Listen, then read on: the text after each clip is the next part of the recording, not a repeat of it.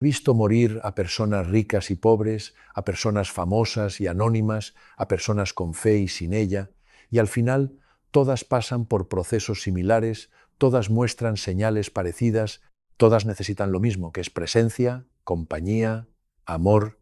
La primera señal de la que quiero hablarte es el cambio en la respiración.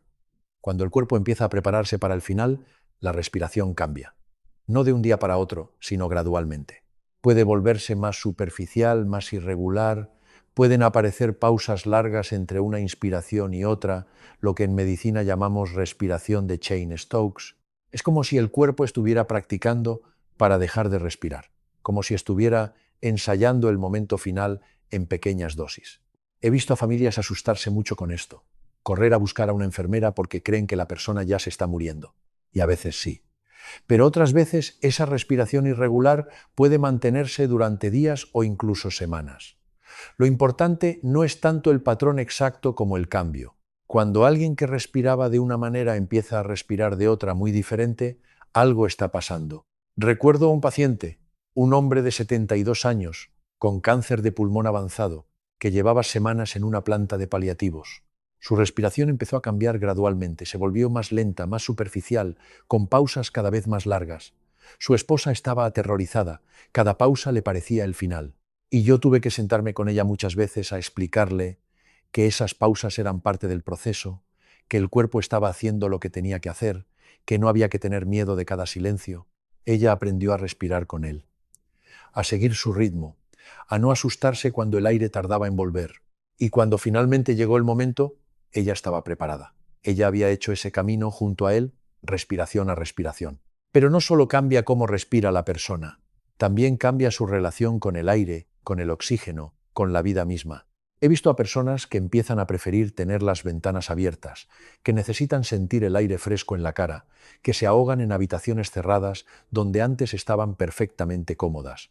Es como si el cuerpo supiera que le queda poco tiempo con el aire y quisiera aprovecharlo al máximo, saborearlo, sentirlo de una manera diferente. He visto a pacientes en pleno invierno pedir que se abran las ventanas. Y aunque la familia protestaba por el frío, yo siempre decía que se las abrieran. Esos son los deseos que hay que respetar, porque vienen de un lugar muy profundo, de un lugar que sabe más que nosotros. La segunda señal tiene que ver con la temperatura corporal y la circulación. Cuando el cuerpo empieza a apagarse, la sangre se retira de las extremidades para concentrarse en los órganos vitales. Es un mecanismo de supervivencia, el cuerpo priorizando lo esencial. Y eso hace que las manos y los pies se vuelvan fríos, a veces azulados, con un color que no es normal. He sostenido muchas manos frías en mis años de profesión, manos que buscaban calor humano cuando el cuerpo ya no podía generarlo por sí mismo. Y esas manos frías me han enseñado más sobre la muerte que cualquier libro de medicina. Me han enseñado que el contacto físico importa hasta el final, que el calor de otra mano puede ser el último consuelo que alguien recibe en este mundo. Una enfermera veterana me contó una vez que ella siempre llevaba calcetines extra en su bolso para ponérselos a los pacientes que estaban en sus últimas horas. Los pies fríos, decía, son una de las cosas más incómodas que hay. Y aunque la persona ya no pueda decirlo, If you understand English but cannot speak like me, try repeating after. ya no pueda decirlo, yo sé que agradece ese pequeño gesto de calor. Eso me marcó profundamente, esa atención al detalle, esa forma de cuidar que va más allá de lo médicamente necesario y entra en el terreno de lo humanamente imprescindible. También puede ocurrir lo contrario. Hay personas que desarrollan fiebres inexplicables en sus últimos días, fiebres que no responden a antibióticos ni a ningún tratamiento porque no son causadas por una infección. Es el cuerpo liberando su última energía, como una vela que brilla con más intensidad justo antes de apagarse. He visto a personas que llevaban días sin moverse, sin hablar, sin responder, y de repente tienen un pico de fiebre y se despiertan, lúcidas, presentes, como si hubieran vuelto de algún lugar lejano. Y en esos momentos a veces dicen cosas importantes, cosas que necesitaban decir, y luego se van. Esa fiebre final es como una despedida del cuerpo, un último estallido de vida antes del silencio. Recuerdo a una mujer de 85 años que llevaba 3 días sin abrir los ojos, sin responder a nada. Su familia ya se había despedido, ya estaban esperando el final en cualquier momento. Y de repente, una noche, le subió la fiebre a 39 grados, sin ninguna causa aparente, y se despertó. Abrió los ojos, miró a su alrededor, reconoció a cada uno de sus hijos, les dijo a cada uno algo específico, algo que necesitaban escuchar. A uno le dijo que dejara de preocuparse tanto por el dinero, a otra le dijo que la perdonara por algo que había pasado hacía décadas. Al más pequeño le dijo que estaba orgullosa de él. Y después de hablar con todos, cerró los ojos y ya no los volvió a abrir. Murió a la mañana siguiente, en paz, habiendo dicho todo lo que tenía que decir. La tercera señal es el cambio en la piel. La piel es el órgano más grande del cuerpo y también uno de los más honestos. No sabe mentir. Cuando la muerte se acerca, la piel cambia de color, de textura, de temperatura. Puede volverse pálida, cetrina, con un tono amarillento o grisáceo que no estaba ahí antes. Pueden aparecer manchas oscuras, especialmente en las zonas de presión, en la espalda, en los talones, en las nalgas de alguien que lleva tiempo acostado. La piel se vuelve más fina, más frágil, como si estuviera adelgazando para facilitar el paso, para hacer más suave la transición. He visto también lo que algunos llaman el brillo de la muerte, una palidez cerosa que aparece en el rostro de algunas personas horas o días antes del final. Es difícil de describir, pero cuando lo has visto muchas veces, lo reconoces al instante. Es como si la luz incidiera de manera diferente en esa piel, como si algo se estuviera retirando de adentro hacia afuera. Las enfermeras veteranas, las que llevan décadas trabajando con pacientes terminales, saben reconocer ese brillo. A veces me han dicho, doctor, este paciente tiene el brillo, y aunque todos los signos vitales parecían estables, en cuestión de horas o días la persona fallecía. La experiencia enseña a ver lo que los aparatos no miden. Hay algo en la piel de las personas que están muriendo que comunica directamente, sin palabras, sin necesidad de análisis. He aprendido a pasar mi mano suavemente por el brazo de mis pacientes y a sentir lo que su piel me dice. A veces es una piel que todavía lucha, que todavía tiene vida, que todavía quiere estar aquí. Y otras veces es una piel que ya se está despidiendo, que ya ha empezado a soltar, que ya está en otro lugar aunque el corazón siga latiendo. Esa información táctil es invaluable y es algo que ningún aparato puede replicar. La cuarta señal es la pérdida de interés por la comida y el agua. Esto es algo que asusta muchísimo a las familias, porque en nuestra cultura alimentar a alguien es una forma de amor, de cuidado, de conexión. Cuando la persona que está muriendo deja de querer comer, la familia siente que está perdiendo una de las pocas cosas que todavía podía hacer por ella. Pero aquí hay algo muy importante que necesito que entiendas. Cuando el cuerpo se está preparando para morir ya no necesita combustible de la misma manera. Los órganos se están apagando uno por uno. El sistema digestivo se ralentiza. Procesar alimentos se convierte en un esfuerzo que el cuerpo ya no puede ni quiere hacer. He tenido conversaciones muy difíciles con familias que insistían en que sus seres queridos comieran. Familias que llegaban con túpers llenos de comida casera, los platos favoritos del enfermo, y se desesperaban cuando la persona apartaba la cara o simplemente no abría la boca. Y yo tenía que explicarles con toda la delicadeza posible que forzar a alguien a comer en esta etapa no solo es inútil, puede ser cruel, puede causar náuseas, vómitos, malestar. Lo que la persona necesita no es comida, es presencia, es compañía. Es que alguien le sostenga la mano y le diga que está bien, que no tiene que comer si no quiere, que puede soltar. Recuerdo a una familia italiana, muy tradicional, donde la comida era el centro de todo. La abuela estaba muriendo de un cáncer de estómago y la familia no podía aceptar que ella ya no quisiera comer. Ladies, stop waiting for spring to begin. 4 weeks of a dance challenge for 7 minutes a day can completely Aceptar que ella ya no quisiera comer. Cada día traían algo nuevo. Cada día intentaban tentarla con algún plato de su infancia. Y cada día ella rechazaba la comida. Y cada día ellos se sentían más frustrados, más impotentes, más solos. Tuve que sentarme con ellos y explicarles que el amor se puede expresar de muchas maneras, que si la abuela no podía recibir comida, podía recibir caricias, podía recibir palabras, podía recibir presencia. Les sugerí que en lugar de traer comida, trajeran fotos antiguas, o que le contaran historias de cuando eran pequeños, o que simplemente se sentaran con ella en silencio. Y cuando empezaron a hacer eso, algo cambió. La abuela se relajó, la familia se relajó, y los últimos días fueron de conexión real, no de batallas por un bocado de comida. Con el agua pasa algo parecido. La persona puede dejar de tener sed, puede rechazar los líquidos, puede mantener el agua en la boca sin tragarla, y eso está bien. El cuerpo se está deshidratando de forma natural. Y aunque suene duro, Esa deshidratación es parte del proceso, una forma que tiene el cuerpo de facilitar la transición. Lo que sí podemos hacer es mantener los labios húmedos, usar pequeñas esponjas mojadas para refrescar la boca, ofrecer confort sin forzar.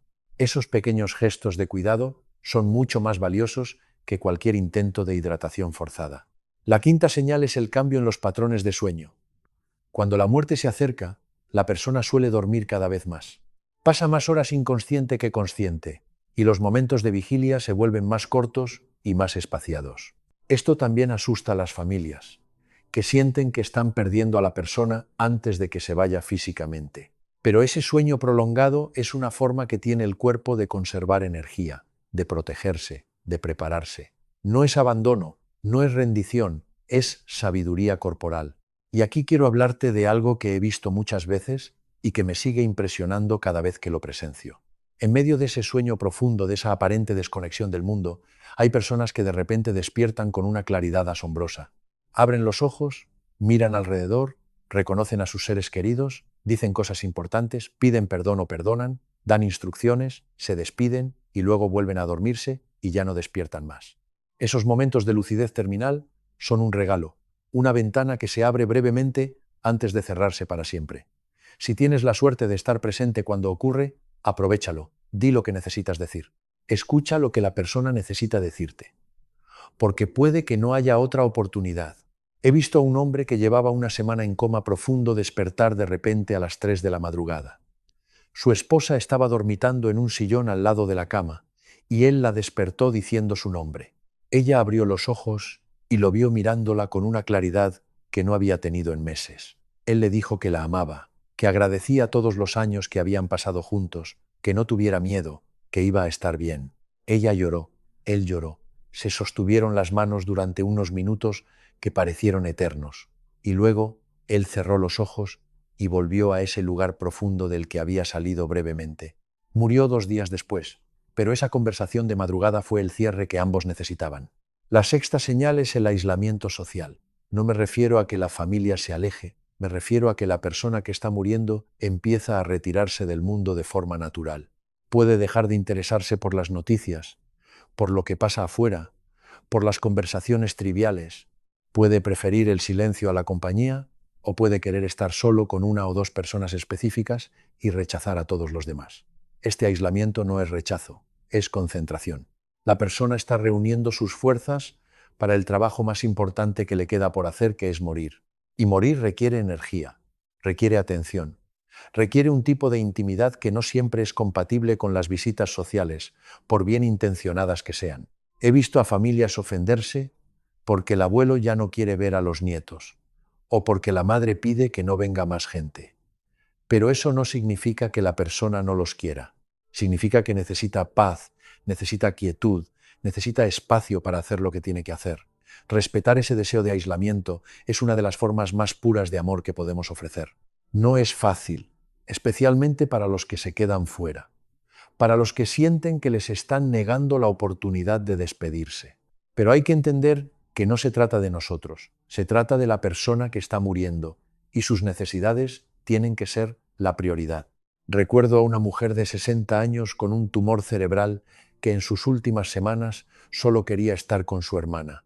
Rechazaba las visitas de sus hijos, de sus amigos, de todos los demás.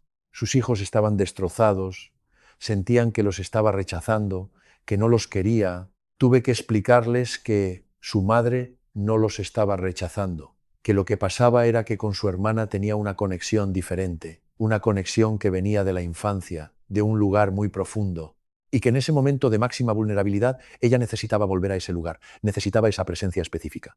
Los hijos lo entendieron eventualmente y encontraron otras formas de estar presentes, escribiéndole cartas que la hermana le leía, mandando fotos, estando disponibles para cuando ella los necesitara. Y al final, los últimos días, ella sí pidió verlos y pudieron despedirse. La séptima señal. Así es como las mujeres de unos 40 años con apego ansioso. Sí. Días, ella sí pidió verlos y pudieron despedirse. La séptima señal es lo que yo llamo el ordenamiento de asuntos pendientes. Cuando alguien sabe, de forma consciente o inconsciente, que el final se acerca, suele empezar a cerrar cosas. Puede preguntar por documentos importantes, por testamentos, por seguros, puede querer saber dónde están las llaves de ciertas cosas, quién se va a quedar con qué, puede pedir hablar con personas específicas, a veces personas con las que no había hablado en años. Puede querer resolver conflictos antiguos, pedir perdón por cosas del pasado, dar consejos finales a los hijos o a los nietos. Este ordenamiento no siempre es explícito. A veces la persona no dice claramente quiero dejar todo en orden antes de irme, pero lo hace de forma instintiva, preguntando cosas, pidiendo cosas, asegurándose de que ciertos cabos queden atados. He visto a personas que llevaban semanas en un estado de semiconsciencia despertarse de repente para dar instrucciones muy precisas sobre algo que les preocupaba, algo que no podían irse sin resolver.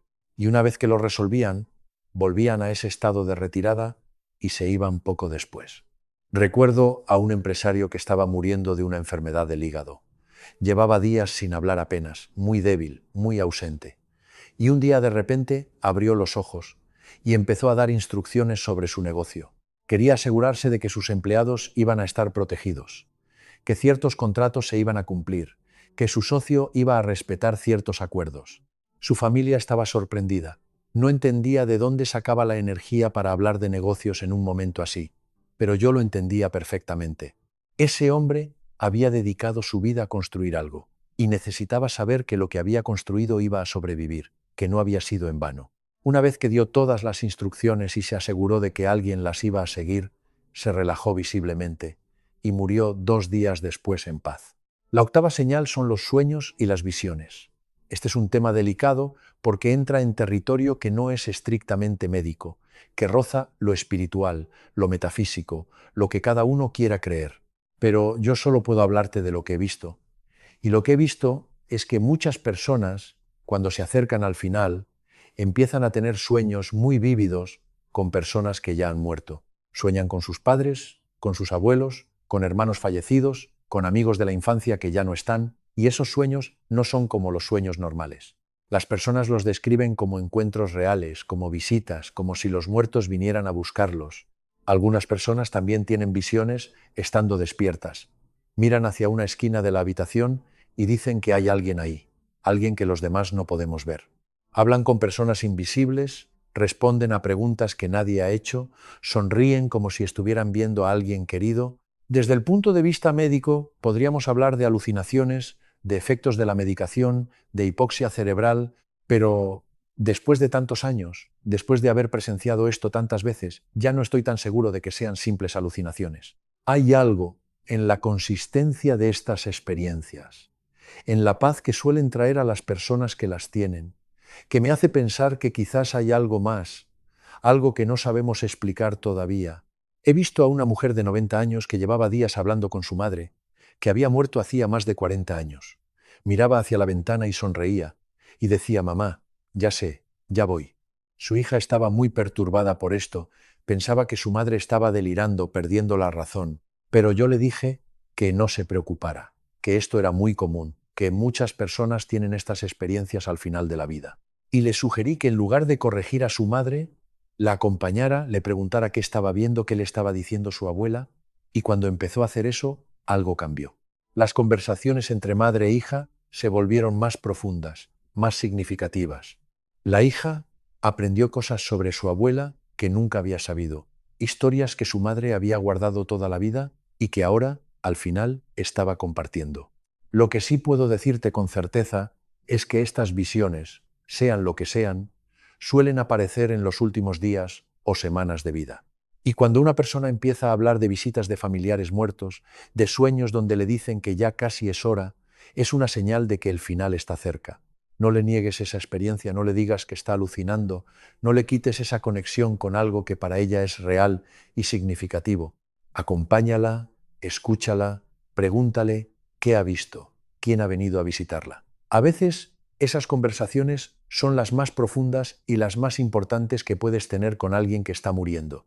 La novena señal es el cambio en la mirada. Los ojos son el espejo del alma, dice el dicho, y hay algo de verdad en eso. Cuando la muerte se acerca, la mirada cambia. Puede volverse más lejana, más perdida, como si la persona estuviera mirando hacia un lugar que nosotros no podemos ver. Puede haber una vidriación en los ojos, una especie de brillo opaco que no estaba ahí antes. Los ojos pueden mantenerse semiabiertos incluso cuando la persona duerme, porque los músculos que los cierran ya no tienen fuerza suficiente. Pero también he visto lo contrario. He visto ojos que de repente se vuelven más brillantes, más presentes, más intensos. Ojos que te miran con una claridad que no habían tenido en mucho tiempo, como si la persona estuviera viendo el mundo por última vez y quisiera grabarlo en su memoria. Esas miradas finales son difíciles de olvidar. Hay algo en ellas que te atraviesa, que te recuerda que estás frente a algo sagrado, algo que merece todo tu respeto y toda tu atención. Recuerdo a un paciente joven de apenas 35 años que estaba muriendo de leucemia. Llevaba días con los ojos cerrados, muy débil, muy ido, y una tarde, ¿Alguna vez has sentido que tienes un don para ayudar a las personas, pero nunca encontraste una forma? y una tarde, mientras yo estaba revisando su historia clínica al pie de la cama, abrió los ojos y me miró. Me miró de una manera que nunca voy a olvidar. Era una mirada que lo veía todo, que lo entendía todo, que no tenía miedo de nada. Me miró durante unos segundos que parecieron eternos, y luego dijo gracias, y volvió a cerrar los ojos. Murió esa misma noche. Pero esa mirada se quedó conmigo. Me enseñó algo sobre la dignidad, sobre la paz que se puede encontrar incluso en el umbral de la muerte. La 10ª señal es lo que podríamos llamar el saber interior. Muchas personas, cuando el final se acerca, simplemente lo saben. No porque un médico se lo haya dicho, no porque hayan leído sus análisis, sino porque algo dentro de ellas se lo dice. He tenido pacientes que me han mirado a los ojos y me han dicho, doctor, yo ya lo sé, me estoy muriendo. Y cuando les pregunto cómo lo saben, me dicen que lo sienten, que su cuerpo se lo está diciendo, que hay una certeza que no pueden explicar pero que está ahí. Este saber interior es algo que debemos respetar profundamente. Cuando alguien te dice que sabe que va a morir, no lo corrijas, no le digas que no piense así, no le llenes de falsas esperanzas. Escúchalo, valídalo, acompáñalo. Pregúntale qué necesita, qué le preocupa, qué quisiera hacer con el tiempo que le queda. Porque esa persona probablemente tiene razón, y lo único que podemos hacer es honrar esa verdad que ella ya conoce. He tenido muchas conversaciones con pacientes que sabían que iban a morir antes de que yo tuviera ningún dato médico que lo confirmara, y casi siempre tenían razón. Hay algo en el cuerpo, o en el alma, o en lo que sea que seamos más allá de nuestra biología, que sabe cuándo se acerca el final. Ese conocimiento merece respeto, merece atención, merece ser tomado en serio. Ahora quiero hablarte de algo que muchas familias no entienden y que causa muchísimo sufrimiento innecesario. Cuando alguien está muriendo, la familia entera entra en crisis. Cada miembro de la familia va a reaccionar de forma diferente. Y esas diferencias pueden generar conflictos enormes justo en el momento